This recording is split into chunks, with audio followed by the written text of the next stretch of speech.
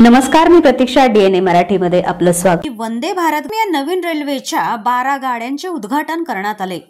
आज रात्री 9 वाजता ही वंदे भारत गाडी अहिल्यानगर येथे आली असता सभापती राम शिंदे व दक्षिणचे खासदार निलेश लंके यांच्या हस्ते हिरवा झेंडा दाखवून पुणे स्टेशनकडे रवाना करण्यात आली. याच गाडीत स्वतः सभापती राम शिंदे व निलेश लंके हे देखील दौंडपर्यंत याच गाडीतून प्रवास करत होते.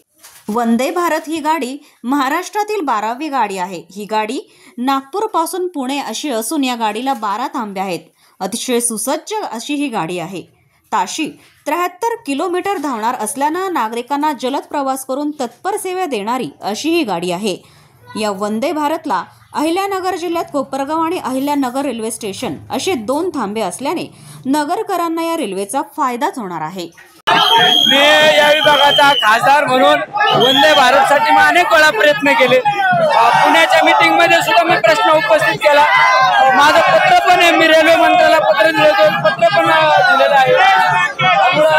शेवट मी केंद्रात खासदार म्हणून काम करत असताना मी त्या ठिकाणी माझी मागणी केली आणि ते रेल्वे मंत्र्यांनी मागणी मंजूर केली. आज रेल्वे या ठिकाणी वंदे भारत ट्रेन जाते, अतिशय आनंद वाटतो, समाधान वाटतं. मी नगर अहिल्यानगर ते पुन्हा इंटरसिटीची मागणी केली.